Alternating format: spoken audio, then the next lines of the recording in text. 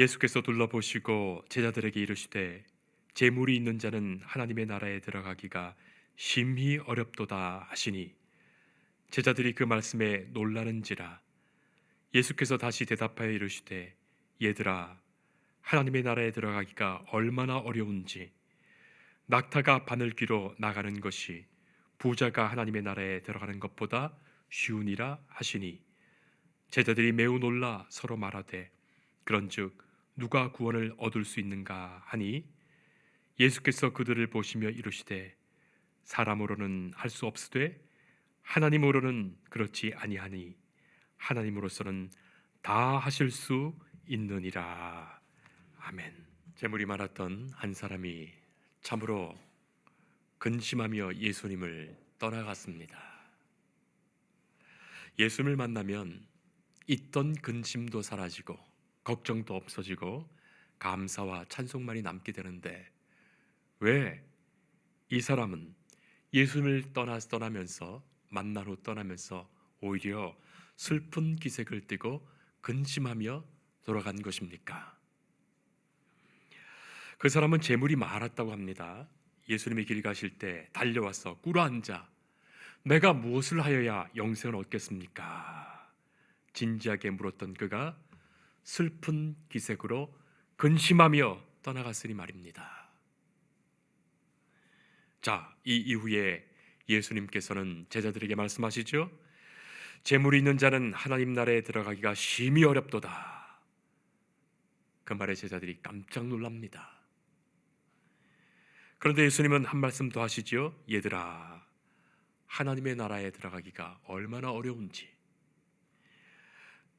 낙타가 바늘귀로 나가는 것이 부자가 하나님의 나라에 들어가는 것보다 쉬우니라 하십니다. 성도 여러분, 이 말씀이 한마디로 무슨 말입니까? 단 한마디로 부자는 천국에 들어가지 못한다입니다. 세상에 낙타가 어떻게 바늘귀로 들어갑니까? 낙타는 바늘귀에 들어가지 못합니다. 훗날에 몇몇 설교자들이 교회에서 목회를 하는데 부자 성도들이 있거든요. 그들에게 이 말씀을 막상 증거하려 보니까 아니 어떻게 이 말을 전해야 될지 어떻게 전하면 부작용이 적을까 싶은 마음에 예수님께서 말씀하신 이 바늘귀는 예루살렘 성에 들어가는 조그마한 개구멍 같은 문이 있는데 그 문으로 사람들이 쪼그리며 들어가고 나오고 하는데 바로 그 문을 말하는 것이다.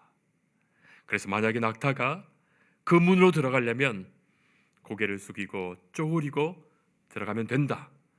부자들이 그렇게 고개를 숙이고 겸손하면 천국에 들어갈 수 있다고 설교했다지요.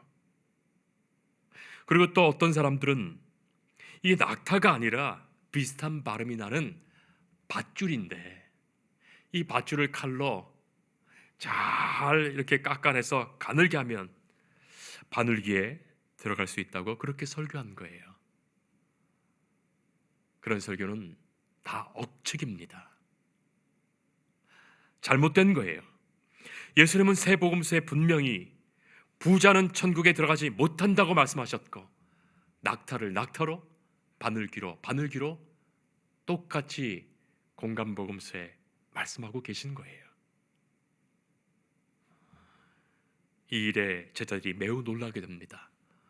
오늘 우리도 충격이 있을 수 있지요.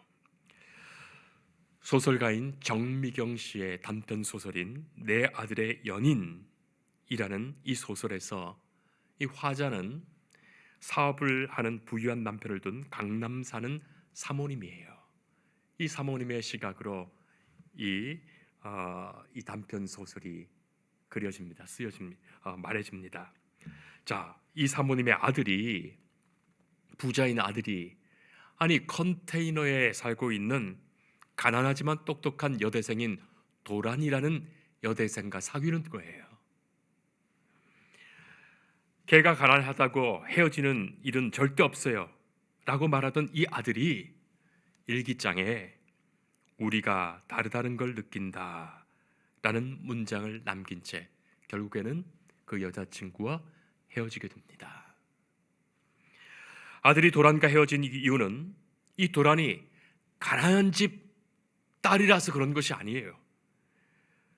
자신의 친구들과 만날 때 잘 어울리지 못하고 어색한 존재로 남아있는 이 도란을 견딜 수가 없어서였습니다. 그리고 정가 9,000원에 또 봉사료 부가세가 붙어서 1만 원이 넘는 그 짜장면을, 호텔의 짜장면을 마음 편하게 먹지 못하는 그 도란의 태도를 받아들일 수가 없었던 거예요. 그 소설이 나왔던 당시가 2006년도고 그때는 호텔 짜장면이 10,000원 정도 했나 봅니다. 지금은 3만 원이 넘습니다. 여러분 생각해 보세요. 3만 원짜리 짜장면을 먹는 것 말입니다. 결국 부잣집 아들과 가난한 집 딸이 헤어지는 이유는 돈도 학벌 차이도 아닌 문화의 차이, 의식의 차이였다는 거예요.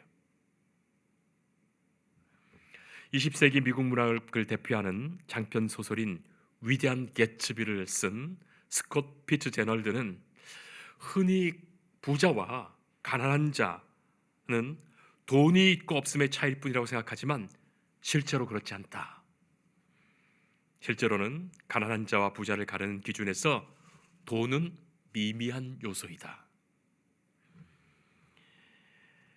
문제는 현실을 바라보는 관점과 여러 태도의 집합이며 특정한 삶의 방식으로 그 부자를 이해하고 말하는 거예요. 부자들의 관점과 인생관이 다르다는 거예요. 부자들의 습관과 부자들의 관점이 다르다는 거예요. 저는 목회하면서 그것을 죄송합니다만 참 많이 느꼈습니다. 부자들은 가난한 자와 관점이 참 다르고 가난한 자를 참 이해하지 못합니다. 그리고 가난한 자도 부자와는 관점이 참 다르고 부자를 이해하지 못하는 거예요. 그래서 어쩌면 가난한 자는 가난한 자의 관점을 가지고 그 가난에 맞게 살겠구나 싶고, 부자는 부자로 살기에 맞다 하는 생각이 들 정도니까요.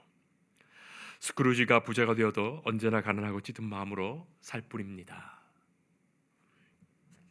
성도 여러분, 자, 그런 의미에서 생각해 보면 예수님께서는 단지 돈이 많은가 적은가, 물질이 많은가 적은가 그 문제에 그것을 말씀하시는 것이 아니라 그것 이면에 있는 어떤 의식을 문제 삼으시는 거예요. 예수님은 부자들은 지옥에 가도 좋다고 하신 것일까요? 결코 그렇지 않습니다. 이 점을 우리는 분명히 생각해야 돼요. 저는 반대로 묻고 싶습니다. 그렇다면 가난한 사람은 천국 가기 쉬울까요? 왜 그런 이야기가 있지 않습니까? 부잣집이 불타서 밖으로 나와서 부자가 발을 동동 구르며 통곡하는데 그거 지켜보던 다리 밑에 거지 아들이 아버지한테 아버지, 우리는 저런 일은 없겠네요. 그렇게 말하니까 아버지가 다 내 덕인 줄 알아라. 그런 말이 있지 않습니까? 가난한 사람은 어차피 아무것도 없는데 주님께서 다 버리고 나를 좇으라 하더라도 상대적으로 주님, 저는 가진 것도 없는데 버릴 것도 없어서 따르기가 쉬울 것 같습니다 하고 따를 수 있으니 유리할 수도 있겠지요. 그러나 죄송합니다만 가난한 사람도 부자가 천국에 들어가기 어려운 만큼 천국 가기 쉽지 않습니다. 가난한 사람들이 가진 물질에 대한 패배감, 물질로 인한 가진 자에 대한 증오심, 물질에 더 종속되어 조금 더 타인을 생각하지 못하고 자신만 움켜쥐려는 그런 속성에서 본다면 그 사람도 가난한 자도 부자보다 나을 것도 없고 천국에 들어가기가 마찬가지로 어려운 거죠. 사랑하는 성도 여러분, 하나님의 나라, 천국 들어가는 것, 구원을 얻는 것, 그것은 내가 부자인가 아닌가 그런 문제가 아니에요. 결코 그것이 아닙니다. 여러분, 부자라는 말은 참으로 상대적인 개념이에요. 예수님 시대의 부자가 오늘 우리 서민보다 더 잘 살겠습니까? 결코 그렇지 않습니다. 더 좋은 옷을 입었겠습니까? 더 좋은 것 먹었겠습니까? 더 좋은 차 타고 있습니까? 더 좋은 집에 삽니까? 겨울에 따뜻한 것 먹고 여름에 시원한 것 먹고 지금의 서민이 당시의 최고 부자보다도 더 잘 사는 거예요. 영화도 마음대로 보고 커피도 마시고 치킨도 먹습니다. 부자라는 것은 언제나 상대적인 거예요. 가난한 자가 있기에 느껴오는 상대적 의식으로 자리합니다. 가난도 마찬가지예요. 절대 빈곤이 아니라면 말이죠. 그리고 오늘날 이 자본주의 사회 속에서 이 부자로 의식을 가지는 것과 또 예수님 당시에 로마의 정치적 억압 속에서 절대 빈곤한 사회 속에 부자로서의 의식은 또 전혀 다릅니다. 공간복음, 마태복음, 누가복음, 마가복음, 공간복음, 오늘 마가복음 본문으로 우리가 읽지만 마찬가지예요. 오늘의 본문이 등장하는 바로 앞에 영생을 구하는 이 질문 바로 앞에 마가복음에서도 13절부터 어린이들을 향한 예수님의 말씀이 나와요. 사람들이 예수님께 만져주심을 바라며 어린아이들을 데리고 왔을 때 제자들은 이 어린아이들이 여기서 뭐 장난이라도 치고 소란스럽게 할까봐 어린아이들은 가라 내보내는 그 상황 속에서 예수님께서 하신 말씀이 이것이에요. 어린아이들이 내게 오는 것을 용납하고 금하지 말라. 하나님의 나라가 이런 자의 것이니라. 내가 진실로 진실로 너희에게 이르노니 누구든지 하나님의 나라를 어린아이와 같이 받들지 아니하는 자는 결단코 그곳에 들어가지 못하리라. 예수님 말씀하시죠. 그리고 그 어린아이들을 안고 축복하시며 기도해 주시는 거예요. 안수해 주셨어요. 성도 여러분, 바로 그것의 의미를 보여주시기 위해 오늘의 이 사건이 있습니다. 어른들이, 가진 자들이, 있는 자들이, 높은 자들이, 힘 있는 자들이 어린아이들의 그 마음과는 멀기 때문이에요. 다르기 때문이에요. 어린아이들이 예수님께 나아가는 것처럼 순수하게 예수님께 달려나가지 못하는 거예요. 어린아이들이 하나님 나라를 받아들이는 것처럼 그렇게 받아들이지 못합니다. 가지고 있다면, 높아져 있다면, 힘이 있다면 더욱 그렇죠. 부자인 사람은 슬픈 기색을 하고 근심하며 떠나갔습니다. 영생을 얻고자 주님 앞에 나왔지만 정말 영생을 얻고자 한 것입니까? 정말 천국을 얻고자 한 것입니까?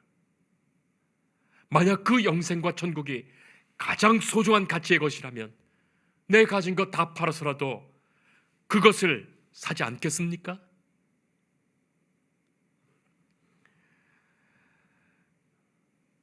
이미 자기가 만들어 놓고 생각해둔 영생과 천국과 하나님의 나라가 따로 있었던 거예요. 적어도 그에게는 물질이 그러했습니다. 예수님 당시의 부는 자신의 의로움을 지탱해주고 증명해주는 한 현실이었습니다. 무슨 말인가 하면 가난한 것은 벌받고 저주받았다는 그런 의식이 이미 팽배해 있었어요. 가난한 자들이 벌받은 거예요.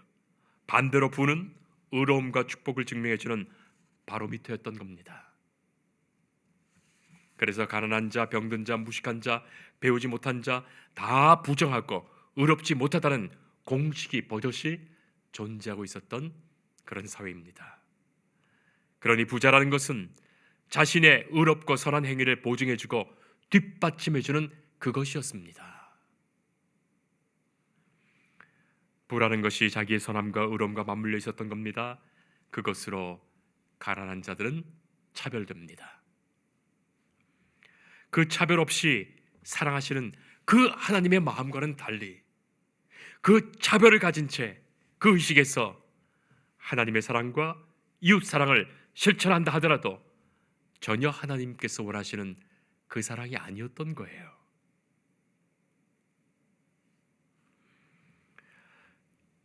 욕조에 떨어지는 물이 차는 것을 생각해 봅니다. 물을 많이 받는 곳에도 그렇지 않은 곳에도 서로를 채우면서 가득 차는 것을 봅니다. 서로에게 잘 스며들어 갑니다. 어쩌면 그것이 천국 아닐까요? 그러나 이 땅의 현실에서는 더 많이 가진 자들이 있고 덜 가진 자들이 있습니다. 그 차이의 문제가 차별의 문제로 문화화될 때 습관적으로 온통 팽배하여 당연히 그런 것처럼 생각될 때 심각한 자기 기만적인 의식이 존재하는 거예요. 예수님께서 네게 있는 것을 다 팔아 가난한 자들에게 주라 하셨죠? 이 말씀이 얼마나 과격합니까? 부자에게 말이죠. 가난한 사람들에게는 그렇게 들리지 않을지라도 말입니다. 명예가 높은 자에게 그 명예를 버리라고 하든지, 고관대적에게 그 직위에서 내려오라 하든지, 오늘날 같으면 국회의원에게 다음번에는 출마하지 말라 하는 것이 하든지 그 비슷한 말일 겁니다. 이 자리에 어떻게 올라왔는데, 그리고 이것을 어떻게 지키고 있는데, 그들에게 말이죠. 사랑하는 성도 여러분, 예수님의 이 말씀은 오늘 우리의 모든 생각도 흔들어 놓고 바꾸어 주십니다. 정말로 영생을 구하는 것이 맞는가? 진정으로 영생을 구하고 있는가? 모든 것을 팔아 주어서도 가장 소중하고 가치 있는 것을 얻는 것이 마땅한데 내게 하나님의 나라가 과연 그러한 것인가? 나중에 갈 천국과 영생이라면 지금의 것을 굳이 지금 손해 볼 필요가 있는가? 갈 때 가더라도 그때쯤 가서 다시 고민해봐야겠다 싶은 것이 현대를 살아가는 신앙인들에게도 동일한 근심 아닐까요?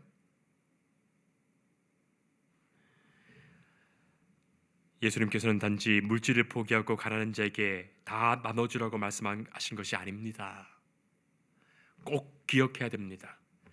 단순히 그런 뜻이었다면 그것 역시도 영생은 돈을 주고 사는 것일 뿐이기 때문이에요. 그렇죠. 돈 다 나눠주고 오라 하면 돈 주고 영생을 사는 것과 무엇이 다릅니까? 유대인들의 탈무드에는 누가 부자인가? 라는 질문이 있습니다. 그 질문에 대한 대답은 만족하는 자이다 라고 가르칩니다. 성도 여러분, 그것이죠. 자신의 것을 감사할 수 있고 만족할 수 있는 사람은 부자입니다. 물질이 아무리 많더라도 불평하고 불만하고 비교하고 만족하지 못하고 베풀 줄 모른다면 그는 영원히 가난한 자예요. 불쌍한 자입니다. 내가 부하기 때문에 그것으로 누군가를 차별한다면 그것이 이미 자기 의가 되고 만 거예요. 자기 교만이 되고 만 거예요. 또한 만족함이 없이 상대적인 박탈감이나 패배감에 미움과 원망이 들어선다면 그 또한 물질이 그를 불쌍한 존재로 만들고 있을 뿐입니다. 예수님께서는 부자인 한 사람, 그 의식 속에 있는 차별로 문화화된 그의 의로움을 보시고 그것 버리라 하신 거예요. 싹 다 팔아서 가난한 자들에게 주라고 하십니다. 많고 적음, 높고 낮음으로 세상을 보는 것이 아니라 이 세상의 찌든 기준으로 하나님 나라 천국을 저울질하는 것이 아니라 어린아이와 같이 가장 순수한 마음으로 기쁨으로 영생과 천국을 받아들이도록 말이죠. 예수님께서는 누구에게나 다 물질 팔아서 다 가난한 자에게 나눠주고 나를 따르라, 그렇게 하신 것 아니었습니다. 적어도 이 사람에게 그렇게 말씀하신 것은 그의 소유와 재산이 그 자신의 의로움을 보증하고 있는 힘이 되었기 때문입니다. 그것 버리라고 하신 거예요. 누군가에게는 그것이 세상의 지위일 수도 있고, 누군가에게는 그것이 명예일 수도 있고, 누군가에게는 그것이 건강일 수도 있고, 재물일 수도 있고, 학벌일 수도 있습니다. 누군가에게는 아파트 평수나 고급 승용차일 수도 있습니다. 누군가에게는 자녀나 가족일 수도 있습니다. 예수님의 말씀은 적어도 그 모든 것을, 너 자신 외에 밖에 있는 그 모든 것을 다 내려놓고 그것과 철저히 분리된 자신의 벌거벗은 그 모습, 그 실제로, 그 모습 그대로 주님 앞에 설 것을 말씀하신 거예요.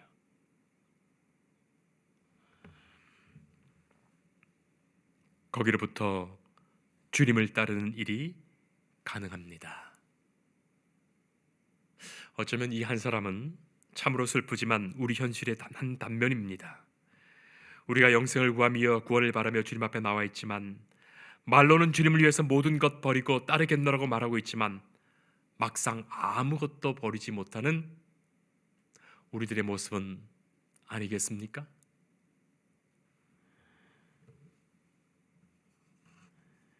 네가 정말 나를 위하여, 그리고 영생을 위하여 무엇을 버릴 수 있는 것인가 물으신다면 정말 우리는 무엇이라고 대답할 수 있는 것입니까?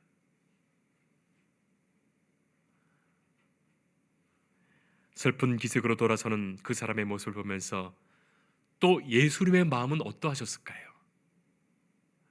어쩌면 십자가 지실 때 등을 돌리며 배반하고 돌아서는 제자들의 모습을 미리 생각하지 않으셨을까요? 어쩌면 조롱하며 야유하는 로마의 병정들과 뭇 군중들을 생각하지 않으셨을까요? 은화 몇 냥에 예수님을 팔아버린 가룟 유다를 생각하지는 않으셨을까요? 그리고 슬픈 기색으로 돌아서며 엠마오 길로 가는 그 제자들을 생각지는 않으셨을까요? 그러나 예수님께서는 그들을 위하여 죽으신 거예요. 바로 그들을 위하여 십자가에 보혈 흘려주셨습니다. 오직 우리가 우리의 마음을 활짝 열어 어린아이와 같이 그 순수한 마음으로 주님을 영접할 때 주님께서는 우리가 감당할 수 없는, 우리가 알지도 못하는, 우리의 능력으로는 할 수 없는 놀라운 은혜의 역사들을 이루어 가십니다. 사람으로서는 할 수 없으나 하나님은 하실 수 있습니다. 바로 그 말씀을 예수님께서 하신 거예요. 사람으로는 할 수 없지만 하나님은 하실 수 있다. 기도하겠습니다. 어리석고 연약한 나 자신을 언제나 보게 됩니다. 주님을 믿고 따른다고 하지만 주님을 내 삶의 가장 중심에 모시지 못한 채 세상의 가치에 휘둘려 살아가는 현실의 모습을 생각하게 됩니다. 주님, 우리를 불쌍히 여기시고 십자가의 그 은혜와 사랑 안에 우리를 새롭게 하여 주옵소서. 오직 주를 바라며 주님의 기뻐하시는 뜻을 소망하며 그것에 헌신하는 삶으로 주님, 우리를 인도하여 주옵소서. 하나님께서 하실 수 있음을 믿습니다. 예수님 이름으로 기도합니다. 아멘.